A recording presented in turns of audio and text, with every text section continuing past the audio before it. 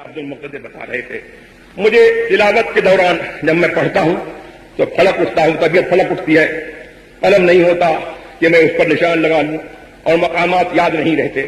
ایک جگہ مجھے یاد رہ گیا، اعلیٰ حضرت عظیم البرکت فاضل بریلوی رضی اللہ تبارک و تعالی عنہ نے سبحان اللہ کیسا بہترین نفیس ترجمہ فرمایا ہے، سبحان اللہ سبحان اللہ، کہ بہت جگہ پر جو ہے ایسا ہوتا ہے کہ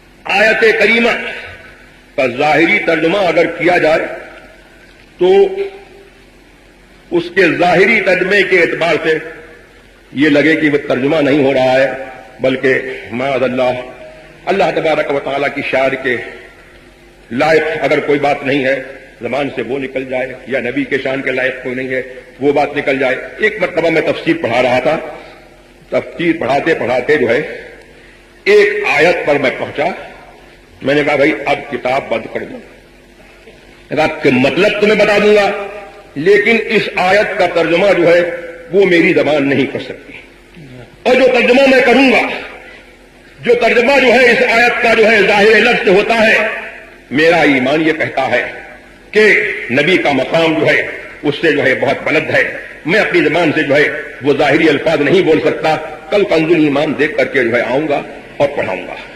وہ آیت کیا تھی؟ وَعَصَىٰ آدَمُ رَبَّهُ فَغَوَىٰ۔ اب اس کا جو ہے ظاہری ترجمہ کیا ہے مولانا فاروق؟ آدم نے ظاہری ترجمہ کر رہا ہوں، اور یہ ظاہری ترجمہ کرنے کے بعد جو ہے پھر میں اعلیٰ ترجمہ بتاؤں گا۔ وَعَصَىٰ آدَمُ رَبَّهُ، اور آدم نے اپنے رب کی معصیت کی، فغوا تو بہک گیا، یہ ظاہری ترجمہ ہے۔ تو نبی جو ہے بہکنے کے لیے آتا ہے، اور نبی جو ہے وہ اللہ تبارک و تعالیٰ کا حکم نہ ماننے کے لیے آتا ہے؟ ارے نبی تو آتا ہے، تو نبی آتا ہے بعد میں، نبوت کا اعلان بعد میں ہوتا ہے، جس کو نبی بنانا ہوتا ہے اس کو قبل نبوت اور بعد نبوت معصیت سے معصوم کر دیا جاتا ہے۔ بے شک بے شک، اور اس کو اللہ تبارک و تعالیٰ اپنے عرفان کے اس درجے پر رکھتا ہے کہ وہ بدء پیدائش سے، اپنی پیدائش سے ہی جو ہے اللہ تبارک و تعالیٰ کی معرفت رکھتا ہے، اللہ کو پہچانتا ہے، اور اس سے جو ہے نہ کفر سرزد ہو سکتا ہے، نہ گناہ سرزد ہو سکتا ہے، اور نہ اس کے کوئی سوء خاتمہ کا اندیشہ ہے۔ تو میں نے کہا کہ بھئی میں تو اب ترجمہ نہیں کر سکتا، میری مجال نہیں کہ میں ترجمہ کروں۔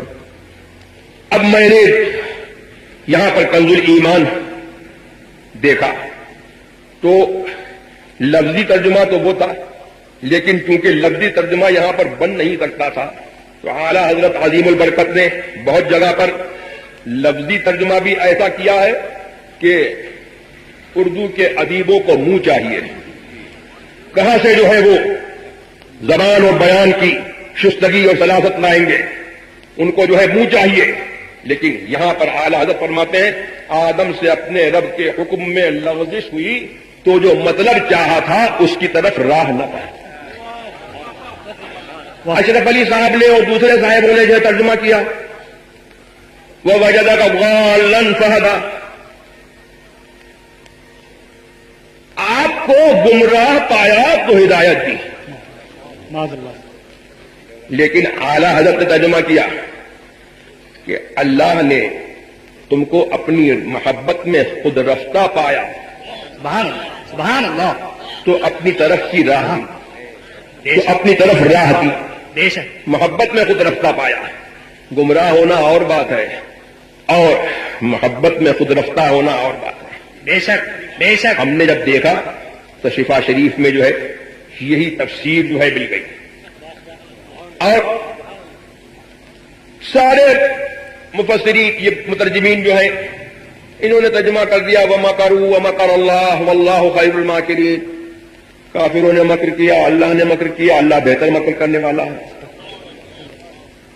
اور حضور اعلیٰ حضرت نے ترجمہ کیا اور ان کافروں نے مکر کیا، وَمَكَرَ اللَّهُ، اور اللہ نے خفیہ تدبیر کی، اللہ نے خفیہ تدبیر کی، وَهُوَ خَيْرُ الْمَاكِرِينَ، اور اللہ کی خفیہ تدبیر سب سے بہتر ہے۔ بے شک تو ترجمہ بھی ہو گیا اور ادب کا دامن بھی نہیں چھوٹا. ایسے ہی جو ہے ایک جگہ پر یخادعون اللہ وہو خادعہم، یہ اللہ کو دھوکہ دینا چاہتے ہیں. سب نے یاروں نے ترجمہ کر دیا، کہنے کے یار ہے کہاں کے یار. ہاں سب نے ترجمہ کر دیا کہ اللہ کو دھوکہ دینا چاہتے ہیں اور اللہ ہی ان کو دھوکہ دے گا. اعلیٰ نے ترجمہ کیا اللہ کو دھوکہ دینا چاہتے ہیں اور وہی ان کو غافل کر کے مارے گا. بے شک ایسی کتنی جگہ ہے. ایک جگہ پڑھ رہا تھا میں وَكَذَلِكَ نُرِي إِبْرَاهِيمَ مَلَكُوتَ السَّمَاوَاتِ وَالْأَرْضِ وَلِيَكُونَ مِنَ الْمُوقِنِينَ. اور ہم یوں ہی ابراہیم کو علی نبینا وعلیہ الصلاۃ والتسلیم آسمانوں اور زمینوں کی بادشاہت دکھاتے ہیں. یہ جو کچھ مجھے یاد ہے ترجمہ میں اپنے طور پر کر رہا ہوں. اعلیٰ کے الفاظ نہیں، ضروری نہیں ہے کہ اعلیٰ کے الفاظ ہو. وَلِيَكُونَ مِنَ الْمُوقِنِينَ. اب ہم ہوتے تو ترجمہ کر دیتے اور اس لیے کہ یقین والوں میں سے ہو جائے. لیکن اعلیٰ حضرت نے ترجمہ کیا کہ اب یوں ہی ابراہیم کو آسمانوں اور زمینوں کی بادشاہت دکھاتے اس لیے کہ عین الیقین والوں میں سے ہو جائے. سبحان اللہ سبحان اللہ سبحان اللہ. عین الیقین والوں میں سے ہو جائے. اب ترجمے کی بلندی دیکھیے. اور ہم کہتے یقین والوں میں سے ہو جائے تو کوئی سمجھ سکتا تھا کہ ابھی ایمان نہیں ہے معاذ اللہ، ابھی اللہ تبارک و تعالیٰ کی قدرت پر جو ہے شک ہے.